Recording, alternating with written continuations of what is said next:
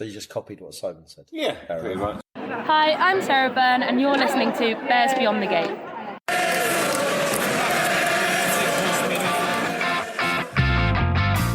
You're listening to episode 191 of Bears Beyond the Gate, a Bristol Bears podcast made by fans for fans.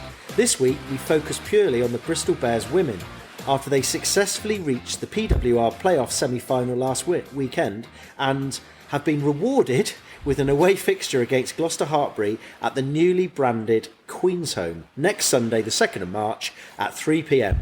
To mark this occasion, we spoke to Dave Ward and Tom Luke earlier in the week about the season in general and this game in particular, and we have also invited a brand new live guest to the pod down here at the Bristol Beer Factory tap room.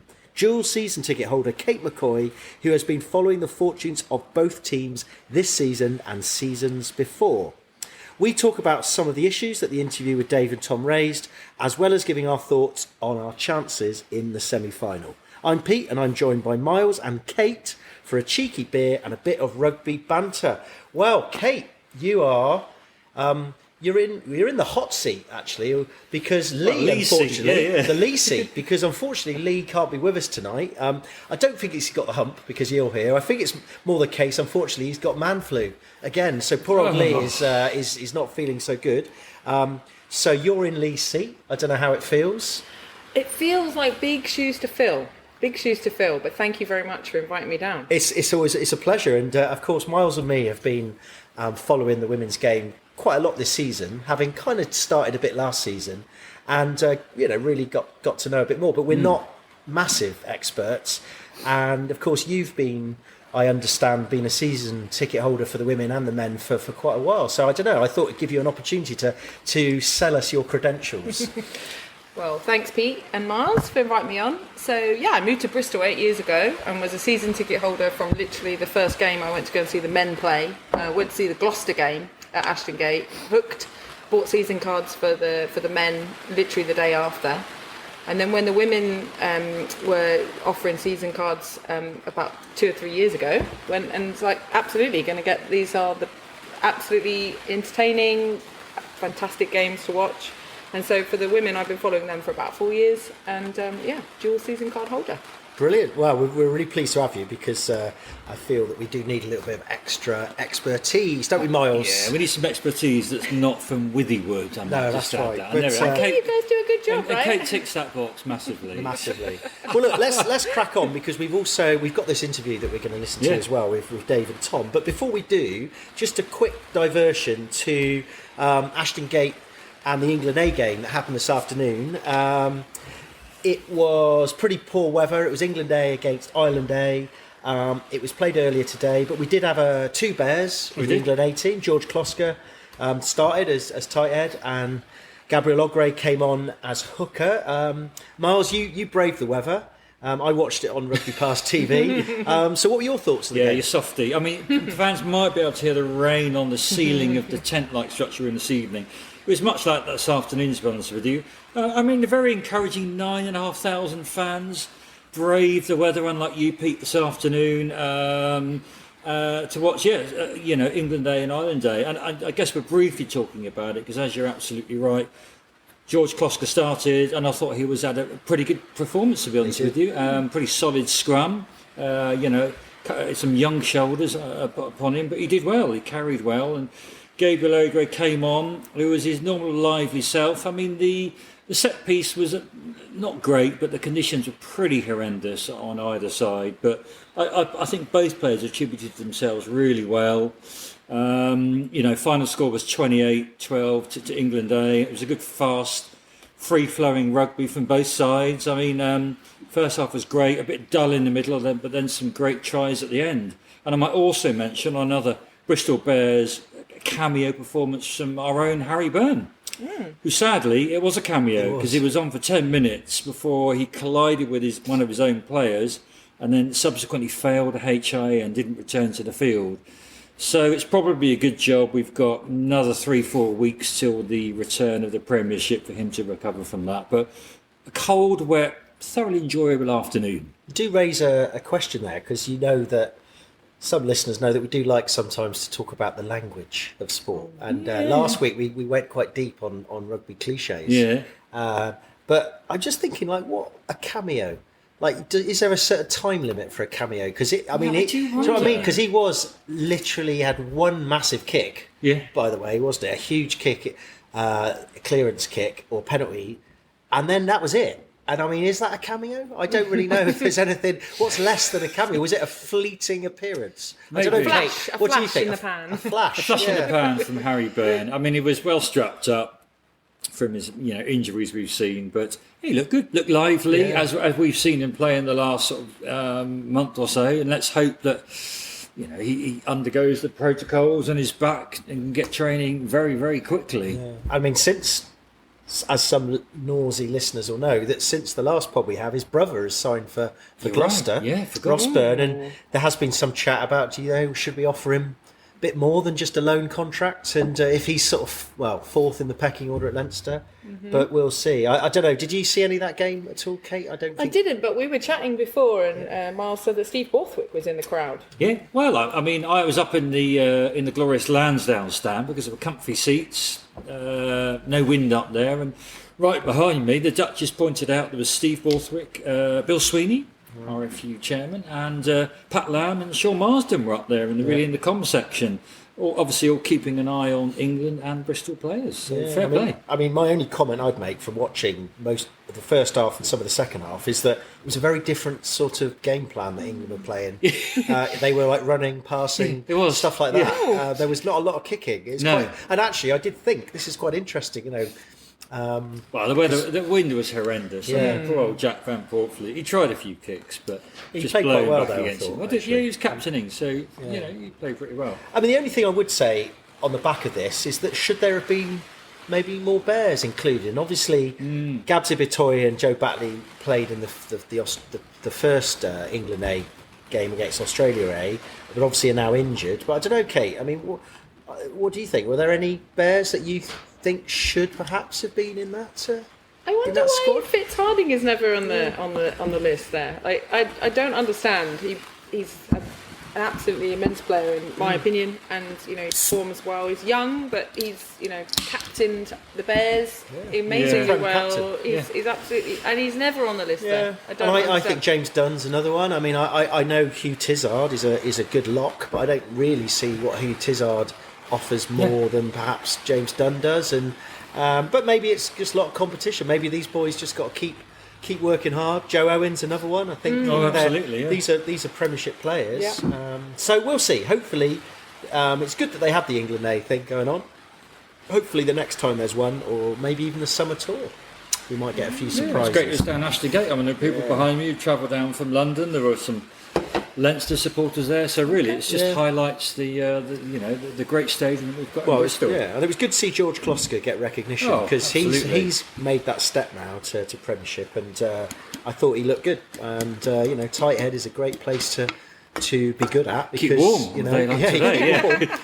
But it's a kind of valuable position, and we know that we've always talked about this over the years that you need good tight heads. So well done, George. Right, okay, let's move on. So we, as I said earlier, we did have a chat with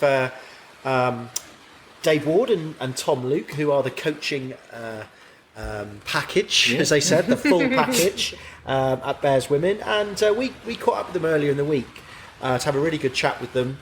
We kind of talked about general things just to do with the Bears Women and stuff like that, but also we asked them a little bit about the prep for the semi-finals. So I think what we'll do is should we have a quick listen to the interview, and then we can have a little chat about the issues afterwards. Okay, so we're joined by Dave Ward and Tom Luke, very kindly giving up their time to come and talk to Bears Beyond the Gate in advance of the semi-final playoff at Gloucester-Hartpury on the March the 2nd. So thanks, guys. Thanks very much. I hope you're well. Yeah, no, it's great to be on. I was an avid listener last week, and it was great to have the first part of the women, featured. And yeah, we're certainly excited about being in that semi-finals. Brilliant. Yeah, happy to be here. Good. It's great to get both of you, get the full package. That's you've got the full women's coaching team here. All of us. Excellent. Two of us. And I should say that to the listeners, we've also got the full Bears Beyond the Gate podcast team here as well. So this is a 5-way Zoom call, and only the best for playoff semi-finalists. Right, so here we go. So I thought we'd ask a few kind of general questions about just generally the season and how you operate and all that sort of stuff before we dive into maybe some more specific questions about what we've got to look forward to in the next 10 days or so. So I think, Lee, I was going to get you to start with the first question. Yeah. Go for it. Yeah, I mean, first of all, I just want to say, lads, obviously, again, thanks for coming on, and congratulations on getting to the playoffs again this season. Massive kudos to the whole squad. On that basis, how easy or difficult was it on the back of last season's final loss to get things going again for this season? Yeah, I think I can take that one. I think surprisingly relatively easy, because I think the girls felt that it was unfinished business. That final, certainly in the first half, we played really well. Second half, we didn't play to our potential at all. We let a good Gloucester team into the game, and eventually it got away from us. I think the most pleasing aspect from our perspective was the girls were pretty keen to be like, right, what are we going to change? What are we going to improve? We've talked very much about revolution, not evolution. Sorry, evolution, not revolution this season. I'll get it right now. Because of the nature of this season so short. And you've obviously seen that probably with our injuries, and whereas before players would get back to return for the end of the season, that's not happening anymore because we haven't got the time. So I think it was quite an easy one for the girls. And I think, like, as I said, we started pretty well against Loughborough away, and then there's a couple of games where we went off track, and obviously the recent games where we've had those injuries, the girls are still fronted up, and that's the most pleasing aspect for me. And we kind of knew it was going to come. We were hoping it would come sooner than it did, but luckily for us, those two Exeter games and that Harlequins game really showed what we're capable of. And we go into Sunday's semi-final full of confidence. That's brilliant. I mean, how does it actually work at the HBC then? As obviously sharing it with the men's and the academy squads as well. Like, how does the setup work, Dave?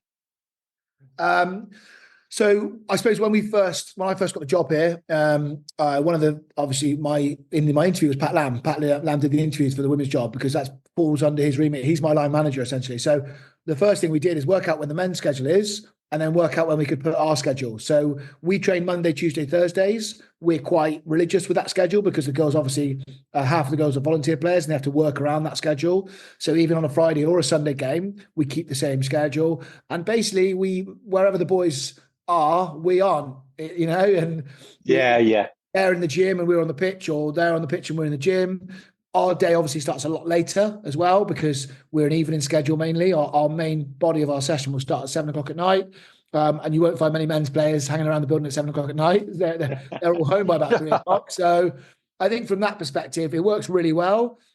There's a great camaraderie. Like, we've got some real sort of strong male allies within the game, like Fitzharding, Steve Lewis, two of those guys. They know as much about the league as a lot of the players, and they talk to me about selections, and Genji winds me up about, why did you do 6 pick and goes in your own 22? Like, I think the boys have invested into women, and it's great, and it's obviously something that it comes a little bit more naturally to me because I played in the men's game as well, and I know some of these guys, but I think the girls enjoy that as well. Yeah. And this one's for Tom, really. What's it like working with Dave, Tom? How does it work between you two, the dynamics?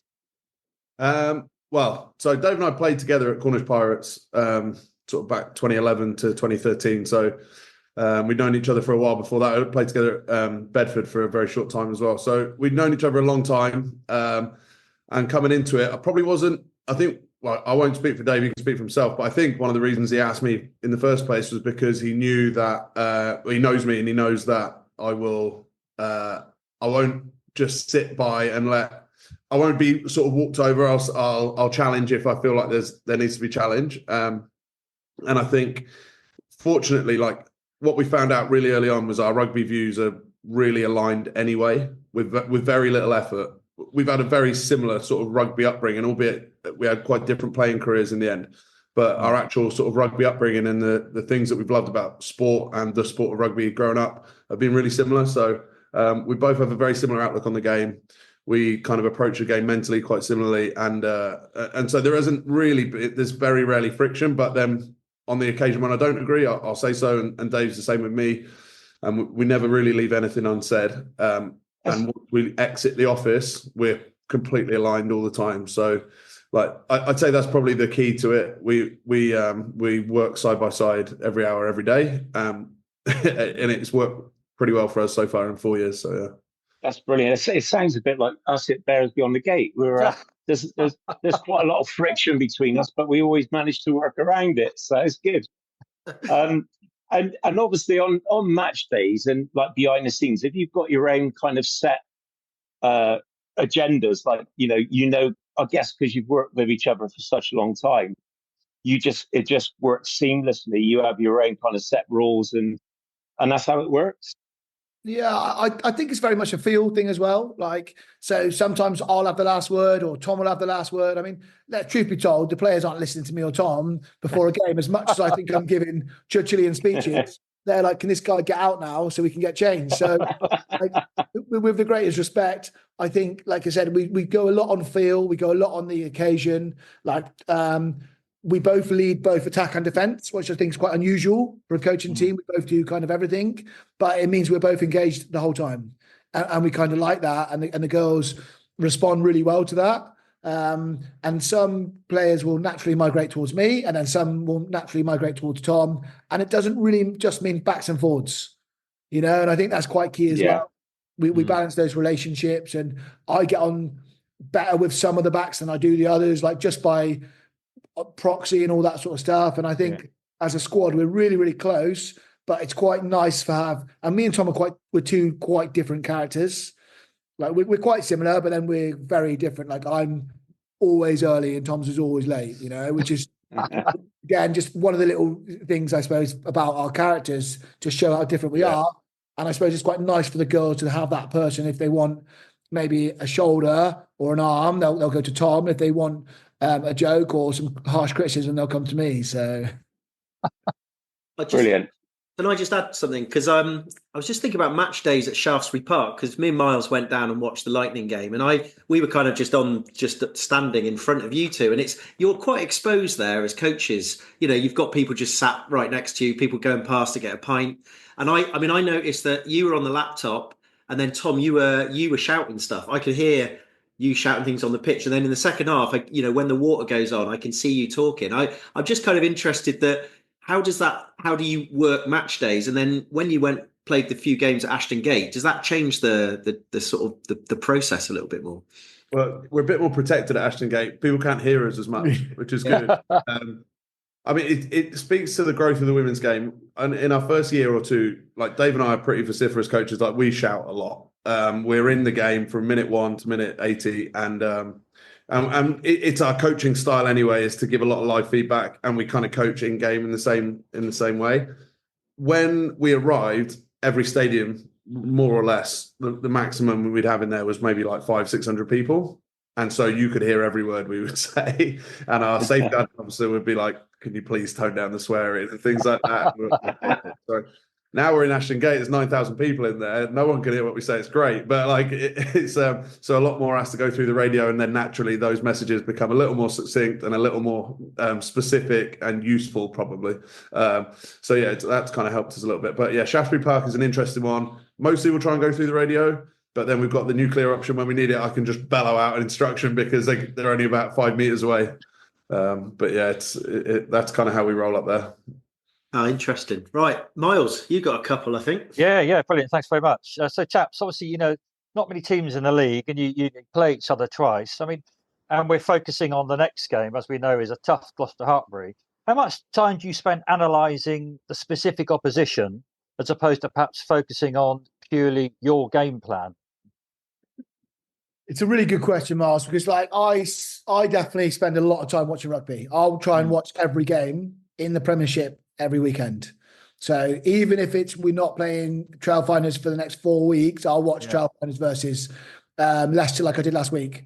That game has got no relevance to me this season. However, I just like to keep track of what teams are doing, what's happening.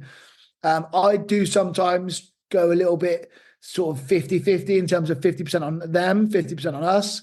I think any coach would agree you need to concentrate more on yourself. It needs to be more like 75-25 and sometimes even more like 90-10.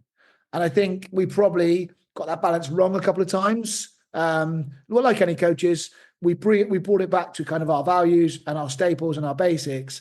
And I think even at Quins, you saw it, probably Exeter more, but as in Quins, you saw it because it wasn't such a runaway game that week we just concentrated on ourselves. Like it really was one of those 90% of the time we said, we knew what Quins were going to do. That's the 10%. Let's put that to one side. That 90% becomes all about what we're going to do and how we're going to control it. And I think that the girls did that brilliantly. Yeah, absolutely. I mean, we loved that Quins game. And as we alluded to on our podcast, the girls changed it up a bit. There were some fair few kicks and that was great to see, really. And I guess moving on slightly, with you said it's a shorter season. There've been some major injuries in some key positions. How have you managed the squad rotation this year? And is it linked to, again, maybe some of the oppositions you're facing? Well, from the back's point of view, the injuries have pretty much done that for us. Yeah, I mean, we've got a wealth of back three talent, and I've not really had to have too many difficult conversations because someone's just got injured every time, and then it's kind of next one in, and they're all quality, so it's fine for the team. Like it really doesn't matter which one of them plays, but I've not been in a situation where I've had to have these difficult conversations because they've just not all been available every time.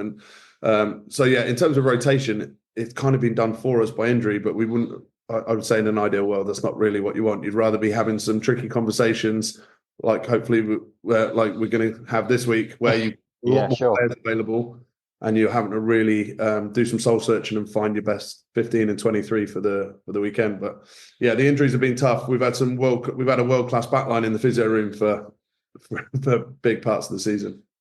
Brilliant, thank you. I was just on top, just what you said there. I mean, do you think the players have you already noticed that they're sort of up in their game a little bit this week, or bringing you cups of coffee, or just 10% extra? That'd be nice. Yeah, that'd be a first if they did. Yeah, no, I think like you said, like we're 4 years in now. Dave and I are they know us really well. They know what to look out for in training, what combinations we put together for certain elements of training, and they get a pretty good indication of what the team's likely to be. They know our selection style at this point as well, I think. So, to be fair to them, they all train as hard as they can all the time. So there's rarely dips and peaks and troughs in effort with regards to big games. They pretty much put their hand up every time, and if they don't get selected, they'll come and ask every time, which is great because that's what you want. It's like really positive conversations about like, I want to play. What do I need to do? How can I get better? So we're having them all the time anyway.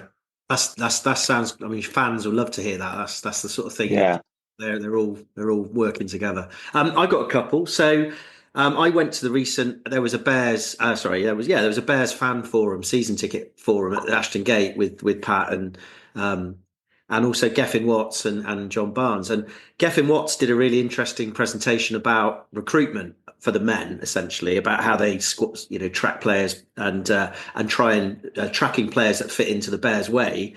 And I was just kind of interested about, how does this work with the women? Do you have do you have a similar sort of system, or how does recruitment work? Yeah, okay. So I don't want to get too. I could talk about this for a full hour. So let's just try. I'll try and give it to you in a nutshell. So last season, each of the clubs in the PWR ran a centre of excellence. Which, when you hear centre of excellence, just think under 18s. The centre of excellence is disbanded, and the RFU took over as centres, and they become PDGs and DPPs. So DPPs under 16s, PDGs under 18s. They're all RFU run, and they've got no club affiliation. So essentially, and I'm head of recruitment as well at Bears, I go out and find the best under 18s players from those PDG tournaments and ask them to come and play for Bristol Bears. So that's kind of how that pathway stuff works. Now, obviously, we've got our partnership clubs, North Bristol. So I know a lot of the North Bristol players. I know a lot of the players that have played in Gloucestershire or Somerset County. Naturally, I'd get people as well who are coming to Bristol University as our partnership university. What are their rugby sort of credentials? Which teams have they played for? So that kind of goes into one big melting pot. I then choose a few games to go and watch or download, have a look at certain players, and then you go and try and handpick a few players. Now, this is the first season of doing this. This season, just about to finish, we picked 6 or 7 players from the Centre of Excellence who came up. Next season, it will be those girls from the PDG camps and Bristol University. So that's kind of how it works. Now, the bad thing is that we've got no real control as Bristol Bears. So we can't invest more into Gloucestershire or Somerset because that wouldn't really help us because it's RFU ran. However, the great news is that all the girls under 18s can go to any club they want because they're not linked, they're not tied, there's no credits, there's no EQP system in terms of that. So if they want to go to Bristol University or they want to go to Loughborough University, they just go to Loughborough University, and that's what's best for their education. So in one way, it's not ideal. In another way, it's great, and the system is there to make everyone better. And the idea being, for the RFU's perspective, is the centre in Yorkshire would be the same as the centre in Kent in terms of the coaching, the physios, the medics, everything that the girls are getting available to them. And I watched a game recently at Chippenham Rugby Club on a Sunday where I watched the South play the South East, and the quality of rugby was brilliant. The only thing it missed, I'll be honest with you, no one knew what to shout when they were playing against each other because they couldn't shout, "Come on Bears" or "Come on Quins." It was like, "Come on South" or "Come on South East." And it was a bit mooted. And I think the parents also felt that. So that's where the pathway is. That's where the structure is. Look, women's rugby is in a good place. It's getting better. I think the quality of those girls now coming through, because talking to some of those girls, some of them now have been playing since they were 5 years old. And you see the difference, whereas, the generations before might have been playing since 11 or even 16, or some of them at first time at university. I mean, Simi Pam didn't pick up a rugby ball till she was 22, I think, or 21. So, again, you're starting to see that skill development and the quality come through. That's really interesting. I was also thinking about, when you sign season players. So maybe, for both of you to answer this, I mean, how do you keep an eye out on who might be out of contract? And I kind of where I'm leading with this question is obviously, how did the whole kind of Ilona Maher thing come about as well? Because obviously that was one of the biggest in-season signings that probably any, women's club has ever had. So kind of 2 questions rolled into one, really. Well, I'll answer the first bit because basically me and Tom, like I said, we watch a lot of rugby. And we've got a good idea of most of the women's players. We know where our squad is and who we potentially might lose or who we might look to, where to recruit, which is an area. And obviously a player like Emma Orr, for instance. So Emma Orr was a really good example. I knew she was finishing at Edinburgh University. I've obviously watched her for Scotland. I made contact with her through the other Edinburgh students, Meryl and Eliane, that I brought down the year before. Emma, came to have a look around Bears, really enjoyed it and signed for us, and I think that was a really an easy one because I'd watched her play for Scotland. There are other players that you have to do a bit more research on, and players will reach out to me as well and say, "Look, Dave, my contract's coming for an end at Exeter. What are you looking like for, props, or what are you looking like for second rows?" And again, I'll know the player. I love the way the players introduce me to them as well. They're like, "Hi, Dave, my name's Singh. I play second row for Exeter." I'm like, "Yeah, I know who you are. Don't worry. If I didn't, I wouldn't be doing my job." But they're very polite. They're always very polite, which makes me smile, really. And then again, like I said, we have a little look at some video. We get the thing for me and Tom as well. Like, one of the big things about recruitment is character. We want to bring in good characters. I know it's really easy to say, we've been quite lucky on a couple as well, because when I first went through, sort of had Meg Varley around the building, I thought she was a very astute, quiet young lady who did about her business. And now I know Meg. I love Meg, by the way. She's a great character. But she's definitely not the character I gave a tour to around HPC. So I think, even good judges of character like myself and Tom, we probably don't always get it right. And like I said, sometimes we're lucky. And with Meg, we were very lucky because I was expecting one thing, and then within 2 weeks. We should say, me and Miles, I don't know if you remember, we met you down at the beer factory after the Saracens game when you were on your own and they were all dressed up in lederhosen. And we did, and Meg, she's quite fruity, isn't she? She did a couple of. I had to get the bleep machine out on the recorder. Well, and you imagine when I first gave her that tour, and she, "Oh yes, thank you, Mr. Ward." Okay, but I'll let Tom talk about Ilona. Go on then, Tom.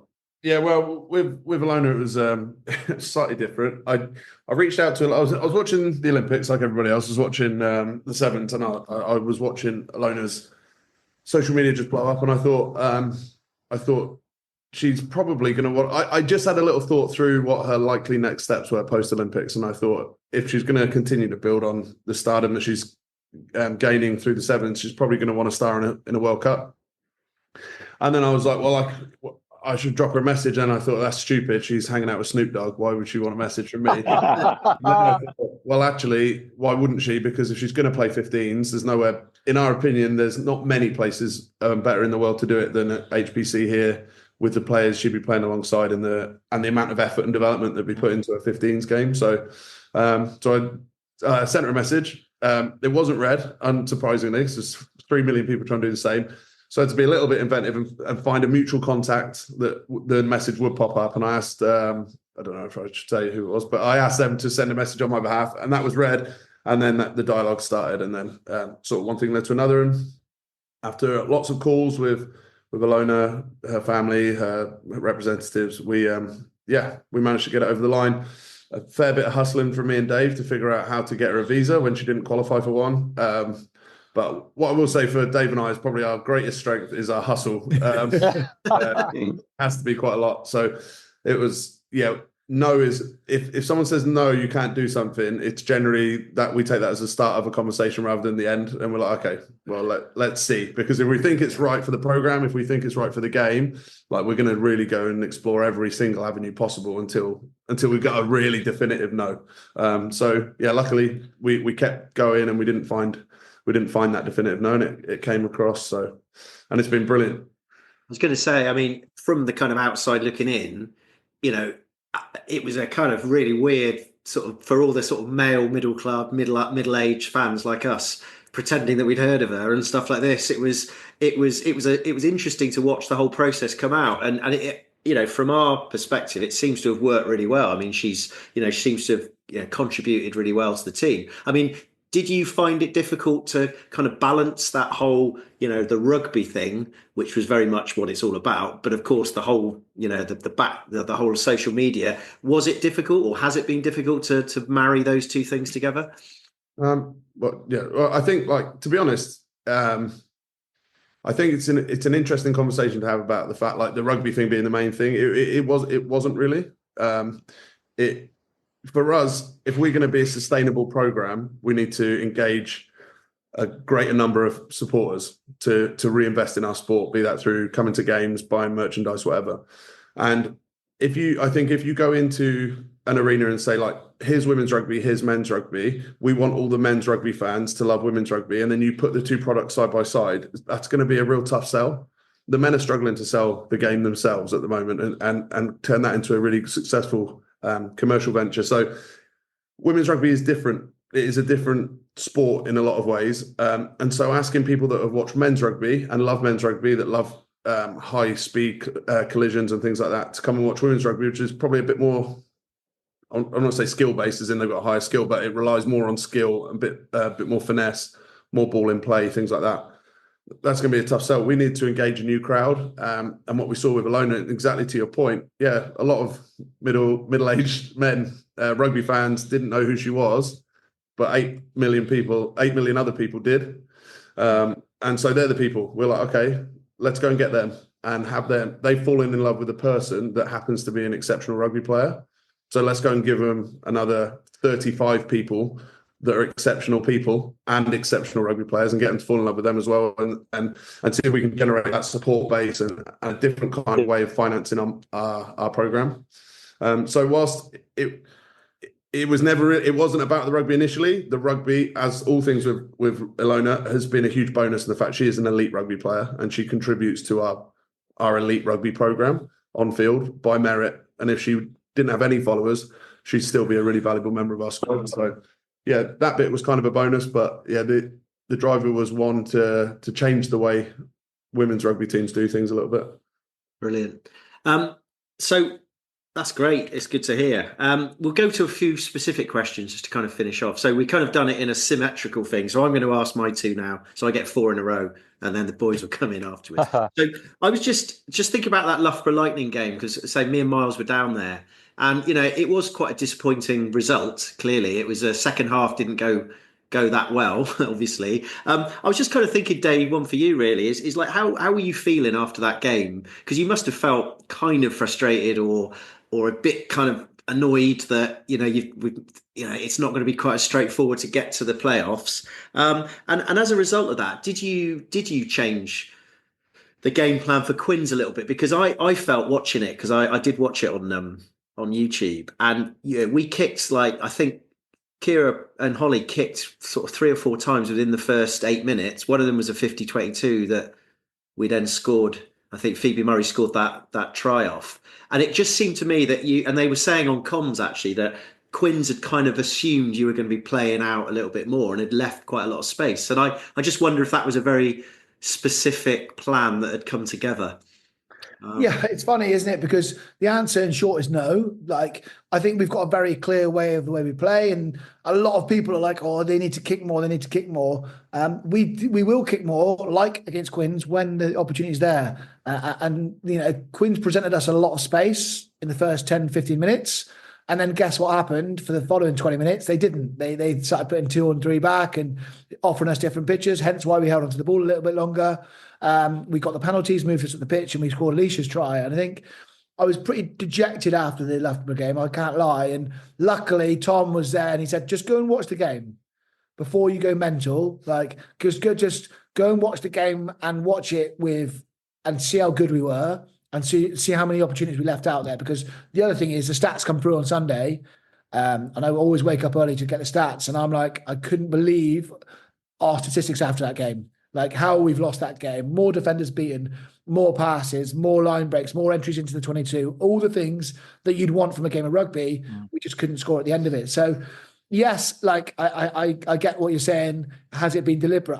I think it's always been there. It's just about giving those key decision makers that time and that opportunity to make those decisions. And Holly, I think it was great. A couple of times she put it in behind. Again, one, if that had stayed in, I think Ren would have scored it. So I think there's some real good opportunities. And again, now it asks Gloucester the question, doesn't it? Like if you do present 14 up, we're going to kick it in behind. If you present 12 up, we're going to hold on. And if you do 13 and a half, well, then let's see. And that is the battle of rugby. And that's why, and Tom will always say to me, you can't defend everywhere, or you can. And I think that's the beauty of the game. And that's where we're trying to develop, where we can go all court. And I think our set piece speaks for itself at the moment. And obviously that's a good foundation for any team. But we also want to be able to do the other bits behind that as well.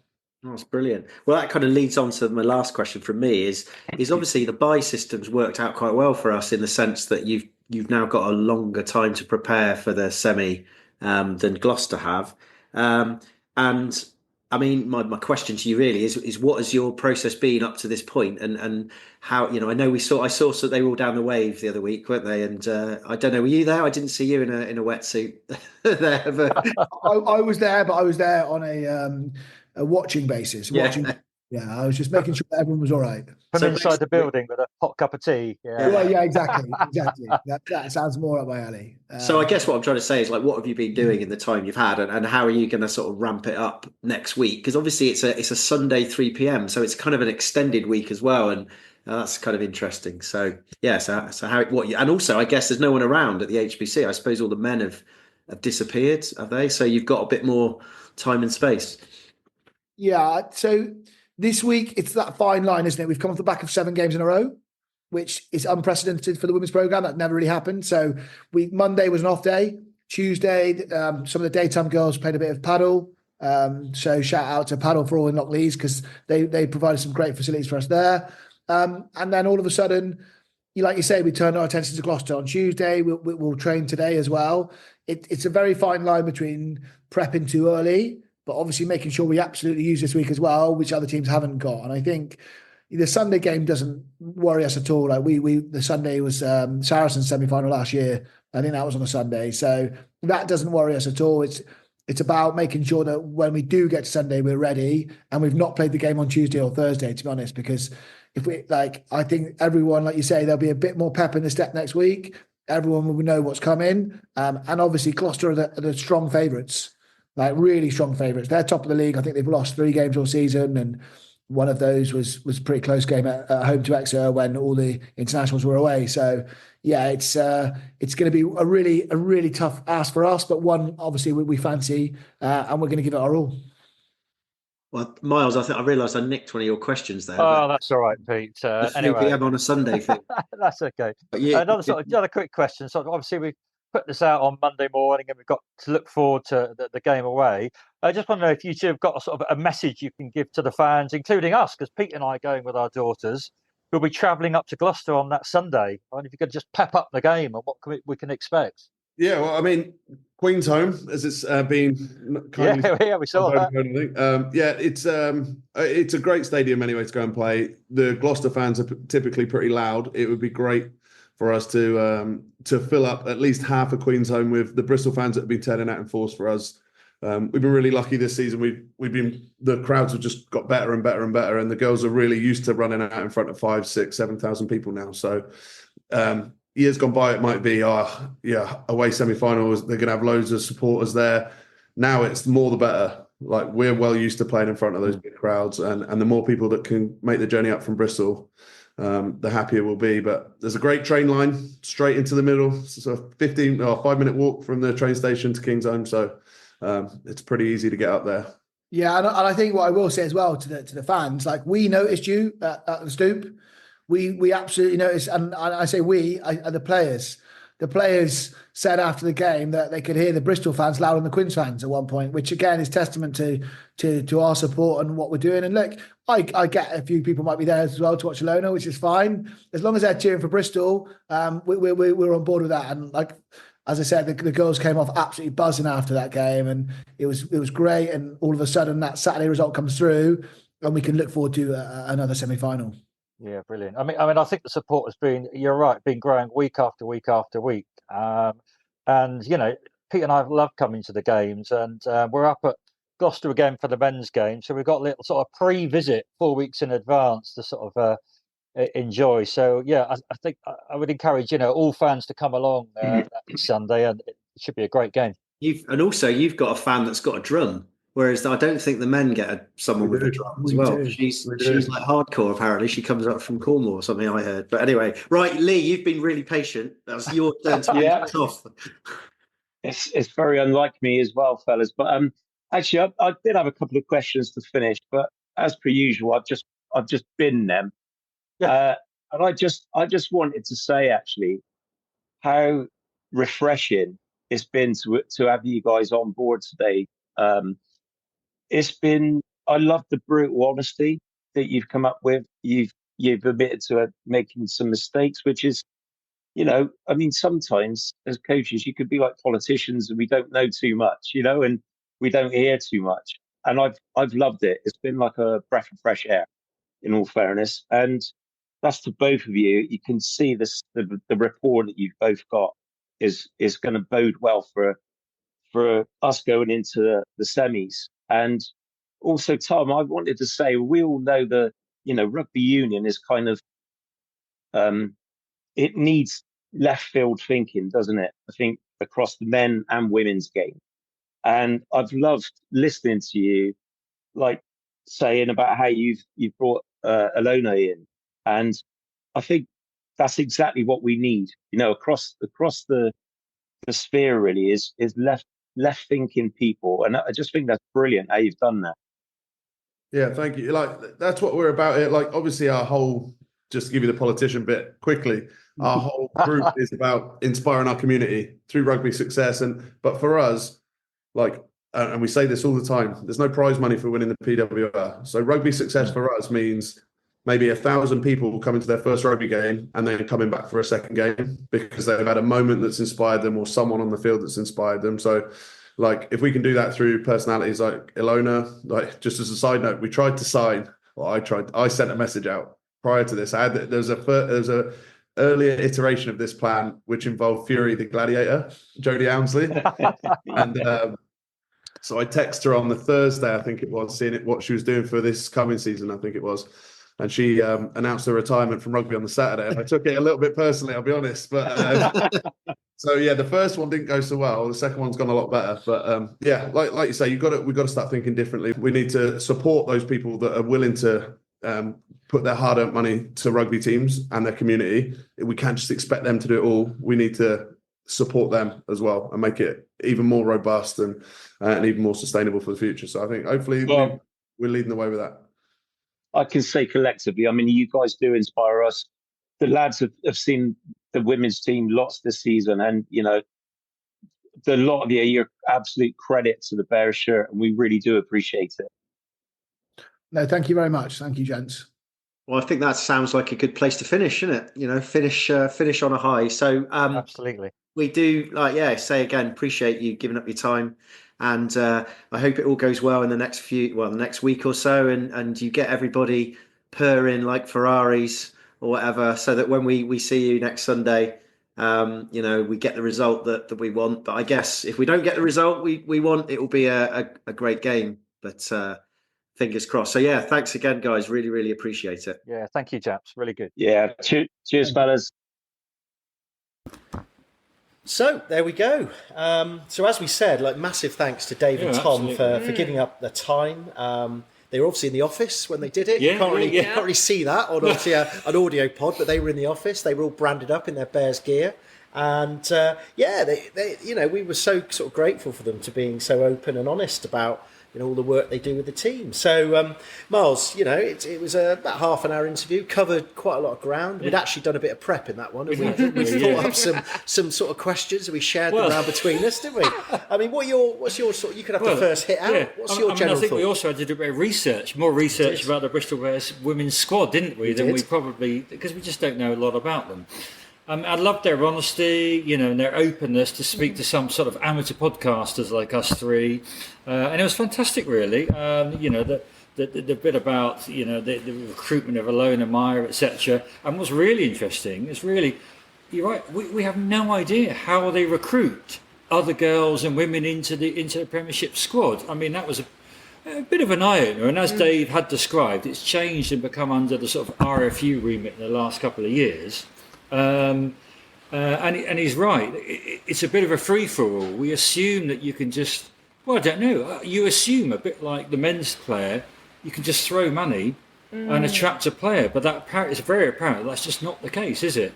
There are some elite sportswomen in, the small league of 10 teams, am I right that it is? And that's about it. Then you have to look internationally.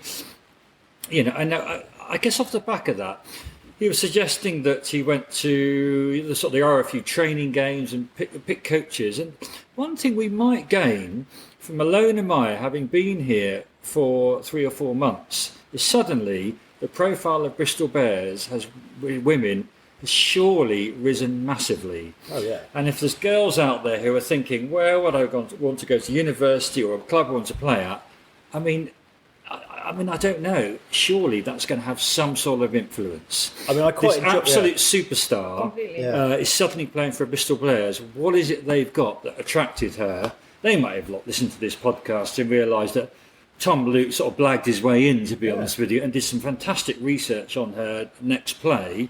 But I just love that, and let's just hope that the next university students, 16-year-olds, 18-year-olds, will sort of link Ilona Maher with Bristol Bears and hopefully want to come and play with for the women. Yeah, and if they get a text message from Tom Luke, they know it's... Answer it. Blooming well, answer it. Yeah, absolutely. No, I thought it was really interesting how the Ilona Maher thing came on, because obviously we were going to ask that, but I didn't want it to just be about Ilona Maher. Yeah, absolutely. And I thought it might have been her approaching us, but actually it did sound quite interesting that Tom was watching the Olympics and thought, I might give it a shot. And the first attempt, he realised he had no chance because 3 million other people were doing it. And obviously, he did use his contacts to get around the houses and get there. And, it was quite amusing how that, and of course he's tried it with Fury the Gladiator and that didn't work. You get a text from Snoop Dogg, or you get a text from some random from Bristol Bears, and who would you answer to? Exactly. It was just great. Fair play to Tom. So Kate, what about you? What do you think of that interview? Yeah, I mean, they came across as a really dynamic duo, right? They did. Like Batman and Robin. Yeah, a little bit like that. Well, which is which? Oh no, I'm not going to say that on a podcast that they might listen to. Dave said he listened last week. I'm not going to. Yeah, we're not going to say who wears which coloured tights out of the two of them, are we? No. No, really dynamic duo. I thought so. Maybe three things that I took away from that interview. First one is how well they obviously work together. I mean, it was quite interesting that they coach the forwards and the backs. Yeah, and even absolutely. Dave said that's quite unusual. They clearly have great relationships with all of the players, and they know how to, they really know how to kind of, work with all of the amazing talent they've got at Bristol Bears Women.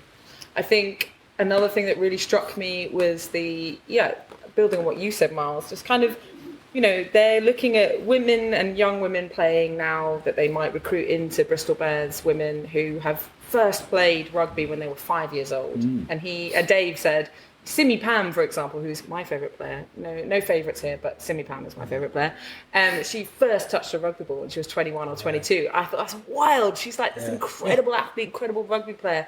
But like where women's rugby is going, if you think about it and thinking these women that they're recruiting now have first touched a rugby ball at age 5, I just think it's super exciting for anyone following the game.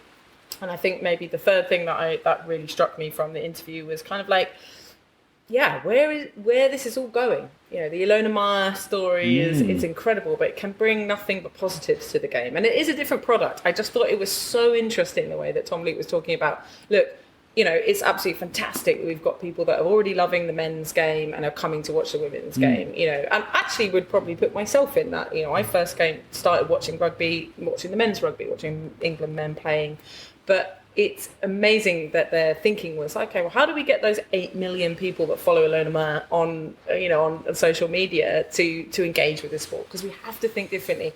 And in Lee's absence, I will say, absolute credit to Lee, throwing his questions out the window at the end of the interview and being As he does. I'm just appreciating your honesty and transparency and your out of the box thinking for how you bring more people to watching the women's game. So, I was really impressed with that interview. I just thought it was great. So kudos for getting that done. Yeah, and it was. From my point of view, I was very impressed with how knowledgeable. And I know it sounds stupid to say this because he's the head coach, but Dave clearly knows his stuff. Rugby in knows. absolute He's depth. living and breathing And it. the fact he said that he'll watch every single game, and he watched Trailfinders against Leicester last weekend, even though it had absolutely no relevance to our semi-final, was quite interesting. And also, the other thing that I thought was interesting was how he sort of said that the support for the men's team was really massive, and the likes of Steve Luatua, Fitz Harding know just as much about what's going on in the PWR as almost he does. But he also said that he hinted that because he was he's an ex-pro, knows some of the players anyway, that had also kind of helped a little bit. His relationship with the men's team, he had forged that a bit.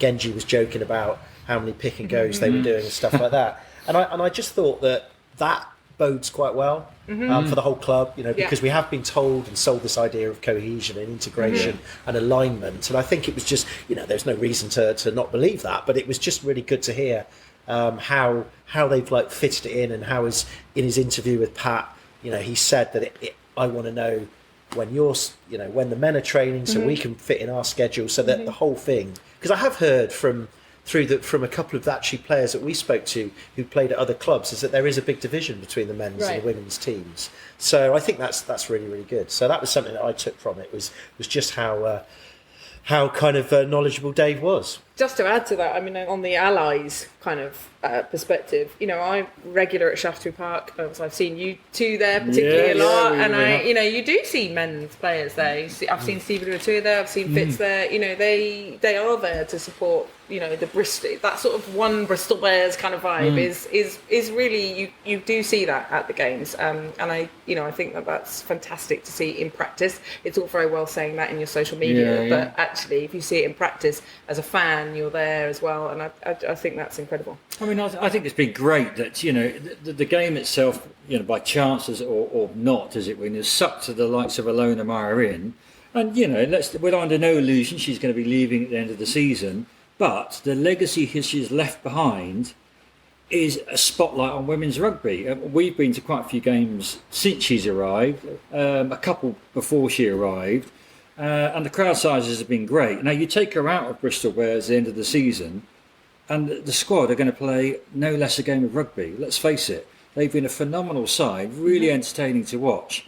And I think it's just sowed a seed for the passionate women's rugby, and that's just a good thing. Yeah, no, I think it's very good. So if anybody has got comments on that interview, feel free to get in touch via our various communication channels. Obviously, bearsbeyondthegate@gmail.com. You can send us a message on Twitter at bearsbeyondgate.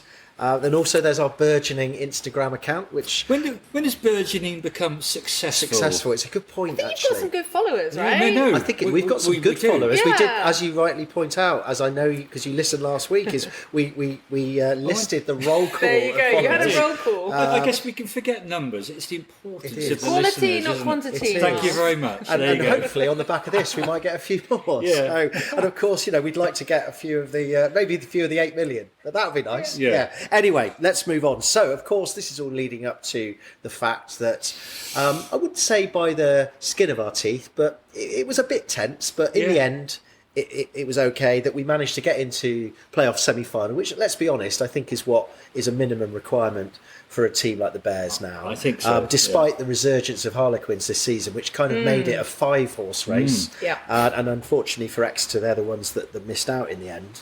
So, of course, we've got this semi-final coming up. It's going to be a tough old fixture. It's going to be against the winners of the league in the regular season, Gloucester-Hartpury, who are winners of the whole thing for the past 2 seasons. And they kind of marked the end of their season on Friday with a comprehensive 52-12 shellacking of Harlequins, who we obviously beat 19-12. Yes. So, they are going to be brimming with confidence. They're playing at home. It's going to be rebranded as Queen's Home. We know that there's going to be a lot of Bears fans going. We know that Dave and Tom, we have every faith that they're going to prepare us as well as they can. But Miles, Gloucester-Hartpury, they are a formidable outfit. What are your thoughts on this semi-final? I'm not going to beat around the bush, really. I think most Bristol fans will be slightly worried at the prospect of facing Gloucester-Hartpury. Anyone will, won't they? And at home at least. I'm not quite sure I saw that shellacking coming on Friday night against Harlequins, who have been a great team all season. We beat them once and they beat us at home at Shaftesbury Park earlier in the season.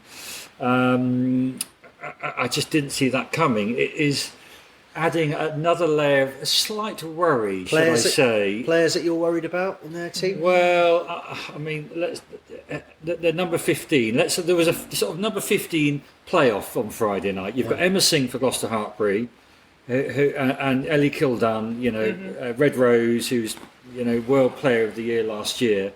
And it would appear, Emma Singh sort of came up chumps and probably was a slightly better player. Her length of kicks, her conversions, her rates are just phenomenal and through the roof. Kate's probably got some stats to tell us about her. I am, quite worried really that, any penalty or misdemeanour from most places inside their halfway line, she's probably going to get the points. So she's one to look out for. Kate, what about you? What do you think then? You've seen Bristol Bears women more than us. You've seen them develop over 4 years. You've seen a lot of the opposition. What are your thoughts on this semi-final? It's definitely going to be tough. There is no doubt about it. Dave and Tom Luke alluded to that in their interview. They did allude to you. Hey, you've passed your probation. Well done. I was waiting for that. There's no bell this week. No, that's been retired That has because been people retired. said it was annoying. But Emma Singh up for Gloucester-Hartpury. Let's maybe look at Gloucester-Hartpury. Well, just follow on from Miles' comments. She's the top point scorer this season for the PWR. It's all right, Pete. You can open a beer. It's all good. It has to be done. So Emma Singh, absolutely formidable. The kicks are absolutely phenomenal. For me, you've got a front row for Gloucester that cannot be, disregarded. They're going to bring back Maud Muir, Mackenzie Arson as well. you've got Natasha Mo Hunt, who is arguably England's finest 9 in the women's game. Like, she's absolutely phenomenal. Right. So that is going to be a tough team to beat. I think if we look at our team, are we going to be talking about who we might be selecting? as the absolutely. best? Yeah, of course. I don't think that Dave and Tom Kate, Luke... just to we just freewheel on this. Freewheel. Yeah, Freewheeling is totally fine. If you want to freewheel on the I'm team freewheeling. selection, just go for it. Yeah. Nice. I don't think that Dave Ward and Tom Luke are going to make many changes to the game that we beat Harlequins. If you look at that squad, it was phenomenal, and I think we're going to see a really interesting scrum. Both front rows are world class, and it's going to be really tough. And I think, I personally am so thrilled that Amber Reid is back to full fitness and is with us again. She's made such a difference the last 2 games. I'm sort of in awe of Kira Bevan's approach. I think she's going to have, it'll be a really interesting battle of the nines. Really interesting battle of the nines, because obviously Mo Hunt is phenomenal. I cannot wait. But it is going to be a tough competition. We know we can do it now. We can do it. Well, yes. I mean, we beat them. We beat them in round 8, didn't we? At Kingshold, as Dave Ward alluded to on comms on Friday night, didn't he? Double allude. And the only team to beat them there this season, and for quite a while. And actually, I had a quick check, did a bit of research. I had a quick look at our team and their team on that night, and I would say their team was pretty fully loaded when we beat them at their place, and we maybe wouldn't. I wouldn't say some we were injuries full. out. Yeah. So they're gonna use that as confidence. I mean, I think I must admit, when I was watching on Friday, because I watched it on iPlayer, I thought, my God, I can't really see any weaknesses in this team at all. I mean, their pack, their hooker was unbelievable. She scored a couple of tries. Emma Singh, as you said, just looked the full package. Mo Hunt, is Mo Hunt. But, we've got to remember, we have a Red Roses front 5. We've got a massive engine room. We've got Sarah Byrne just makes line breaks for fun. We have got, I think now, settled in Kira Bevan, Holly Aitchison, and then now Amber Reid, Phoebe Murray as the kind of 9, 10, 11, 12, 9, 10, 12, 13. To me, is a very, very good combination.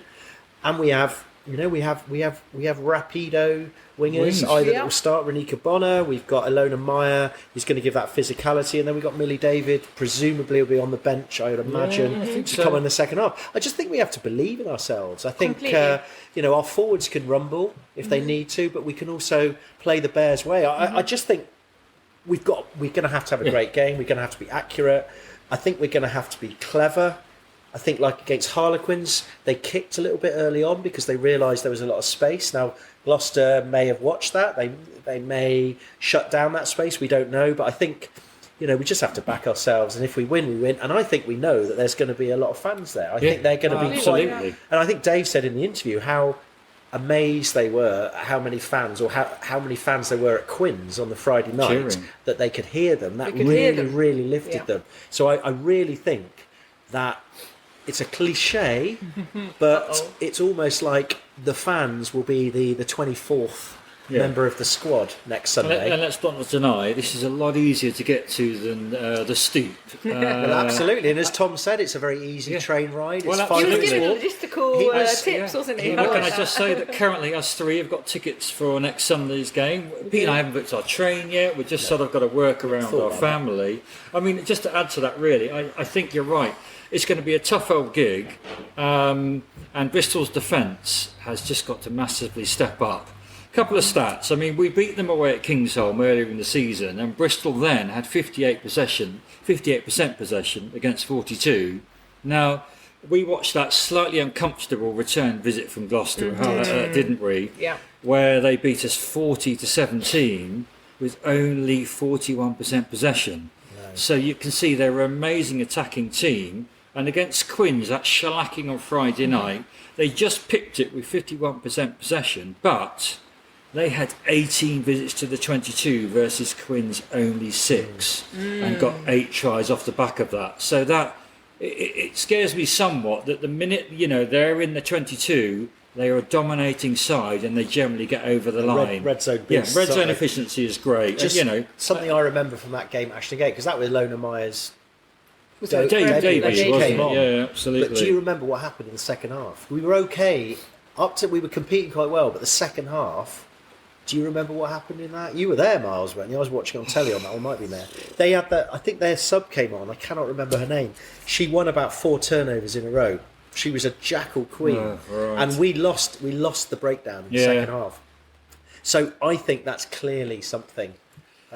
Now I feel I know defensive breakdown. Dave, the way they work. I reckon that they'll be working on our breakdown. We've got to get that. It's a ball. few more statistics. I mean, they've had 49 over 11 tries less scored against them than Bristol, Gloucester-Hartpury than Bristol this season. So they're clearly pretty, slightly better defensive statistics than Bristol.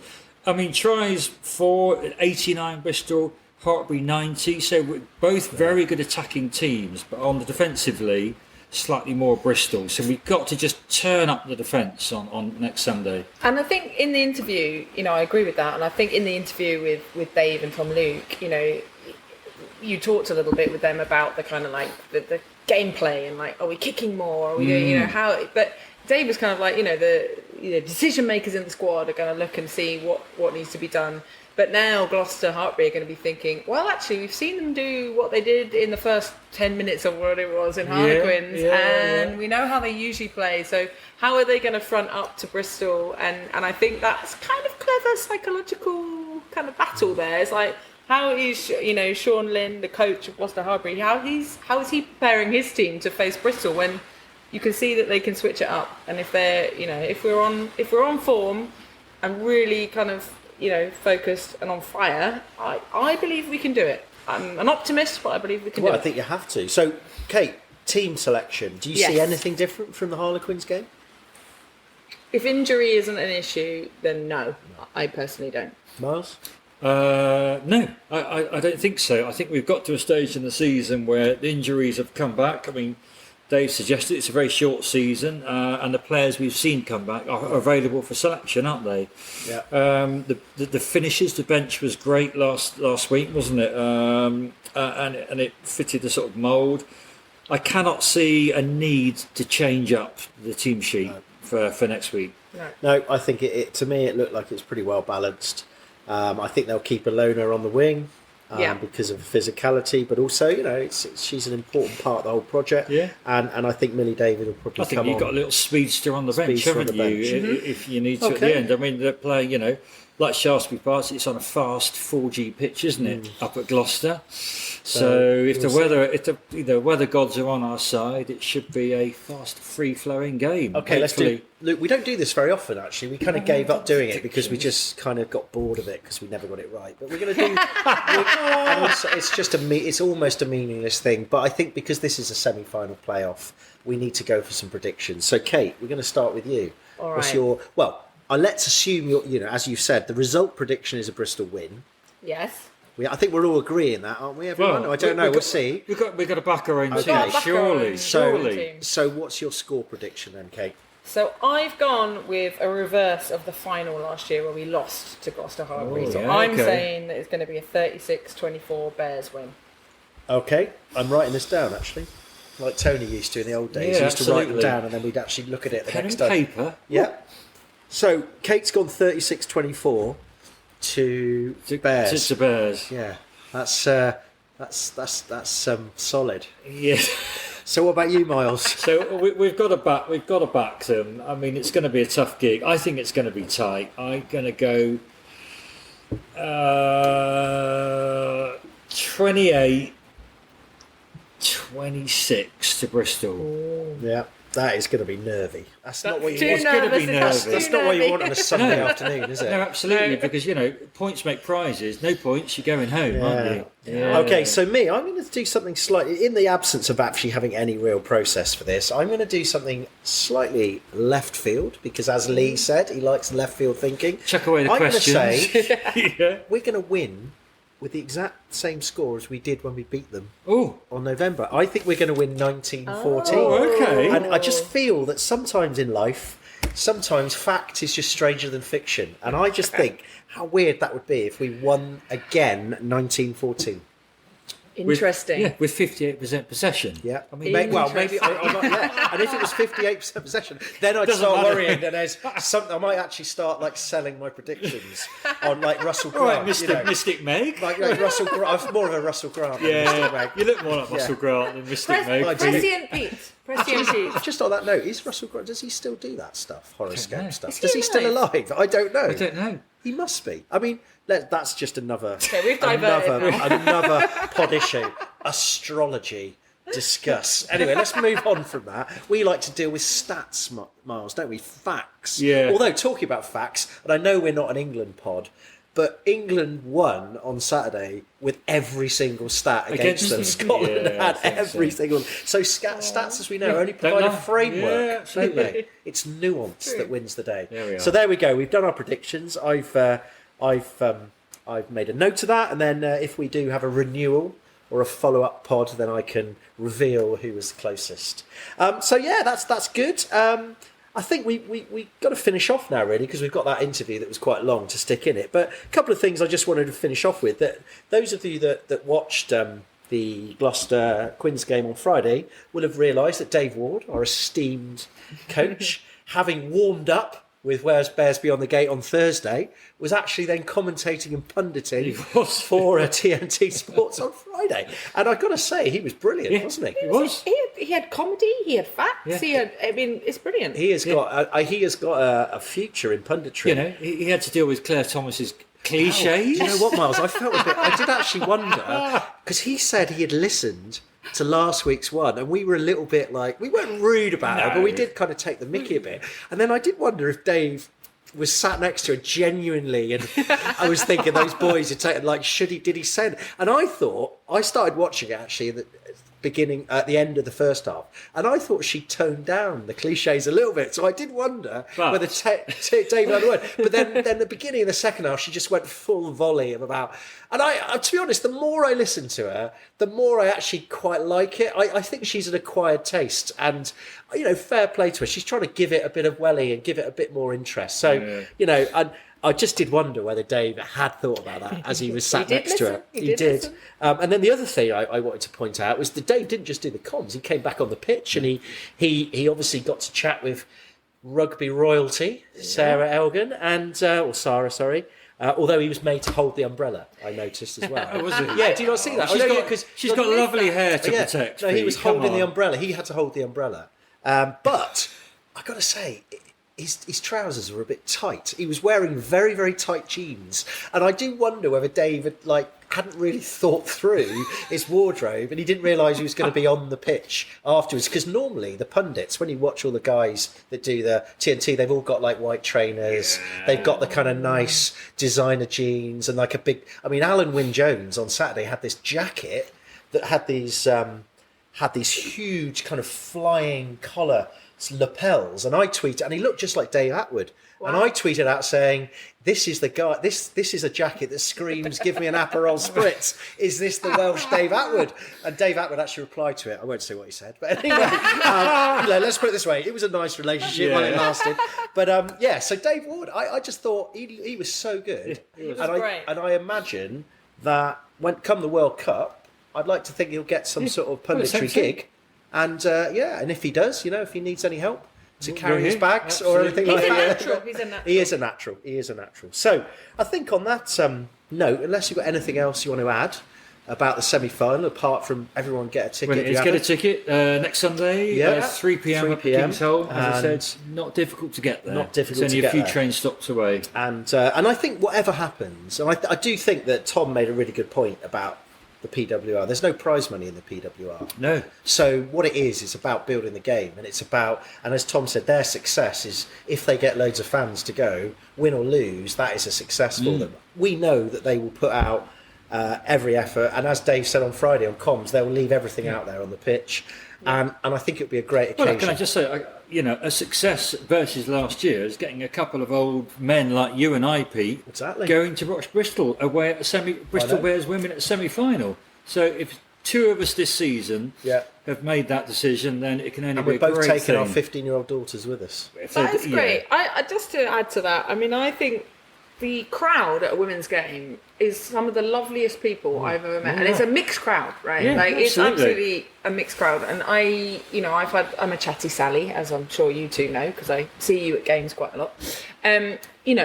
You talk to people at the women's game, and it's a really friendly atmosphere. No matter, we've grown a little bit, and we're coming into Ashton Gate. The vibes are immaculate, as some people would say. So I actually think that if you've never been to a women's game, there is not a better opportunity than to come down to Queen's-Home and watch the women play in the semi-final. I think that's a really good point to finish with. It is good. It is different, and I think it is going to be a great atmosphere, whatever happens.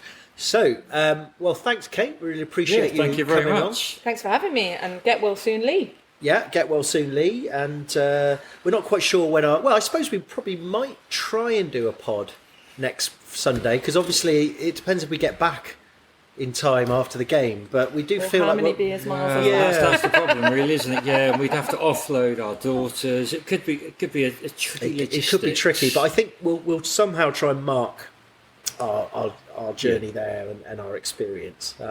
But even if it's just on What about- socials, Yeah. etc. What about taking the mic to I think- Queen's-Home? That's a given. That's a given, Kate. I tell A you what, mic, a flag. I'm going to take the flag.